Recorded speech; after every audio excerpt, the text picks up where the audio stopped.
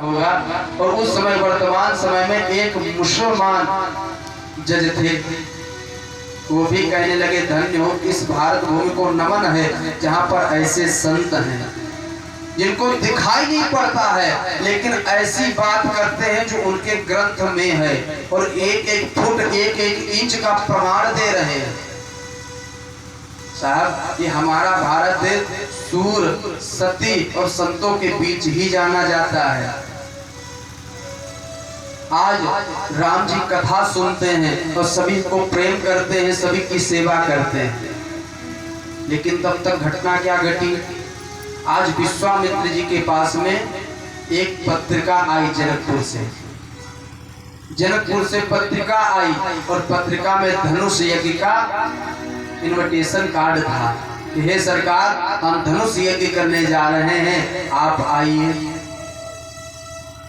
विश्वामित्र जी ने मन में विचार किया, आधा काम हमने बना दिया है और आधा स्वयं बनने के लिए आ गया है, चलो चलते हैं। राम और लक्ष्मण को साथ में लिया और चल दिए। धीरे धीरे चलते जा रहे थे तो एक उनको मार्ग में आश्रम दिखाई पड़ा। आश्रम तो बड़ा सुंदर है, बहुत सुंदर आश्रम है, लेकिन उसके अंदर जब देखा तो ना कोई पशु है, ना कोई पक्षी है, ना कोई मनुष्य है, ना संत है।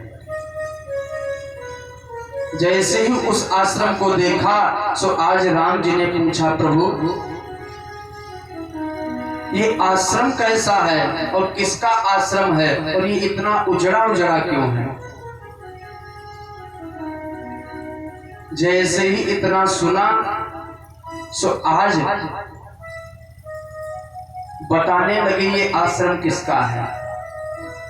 कहा ये गौतम ऋषि का आश्रम है और ये आश्रम उजड़ा उजड़ा इसलिए है क्योंकि एक बार इंद्र ने और चंद्रमा ने बहुत बड़ी गलती कर दी, बहुत बड़ी गलती कर दी, जिसमें दोष किसी का था और सजा किसी को मिली। ये जो आपको राम जी शिला दिखाई दे रही है, ये जानते हो कौन है?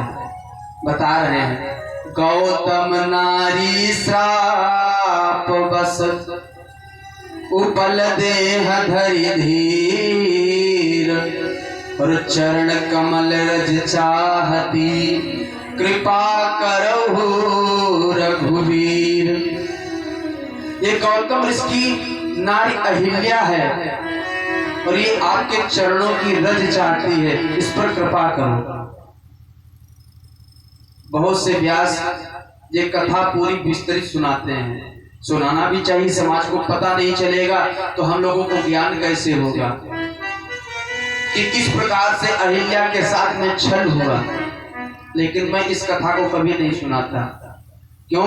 ये कथा मेरे रामचरितमानस में नहीं आई है और रामचरितमानस में जो कथा नहीं आई है मैं उसके विषय में जानता भी नहीं हूँ। क्यों? जो कथा पूज्य गोस्वामी बाबा ने अपने मानस में नहीं अंकित की है वह जरूर इस कारण से नहीं अंकित की है ताकि समाज को हम अच्छी बातें दे सकें, गलत बातें नहीं। रामचरितमानस हमारे घर घर में पूज्य क्यों है? क्योंकि इसमें जितनी भी बातें दी गई हैं धर्म की दी गई हैं, ज्ञान की दी गई हैं। हमारे समाज में अच्छे कर्म कैसे होंगे, अच्छी पीढ़ी कैसे बनेगी, इसका पूरा ध्यान रख करके इस रामचरितमानस को लिखा गया है। रामचरितमानस में जितनी मर्यादा है इतनी मर्यादा किसी में नहीं है। और रामायण एक नहीं, रामायण शतकोटि अपार, 100 करोड़ से अधिक है। कि सूर अनेक फिरत कर मागत पर पय पद सूर सुस्वाद कहा, पुनि ढोल मंजीरा बजाती फिरे, मीरा मत वारिस चाह कहा। आजकल आपको घर घर में मीरा मिल जाएंगे, ढोलक मंजीरा साथ में ली है, खाली खिचड़ी खवाओ, कथा सुनो। घर घर में मीरा है, लेकिन मीरा की वैसी लगन नहीं जैसी उनकी थी। उनकी लगन ऐसी थी कि उनके हाथ में विष आता था तो अमृत बन जाता था, और इनके हाथ में अमृत आता है तो विष बन जाता है। कि सूरा अनेक फिरत कन मांगत, पर पय पत सूर सुस्वाद कहा। पुनि ढोल मंजीरा बजाती फिरे, मीरा मतवारी सिचाह कहा। सिया राम कथा कितनों ने लिखी, सिया राम कथा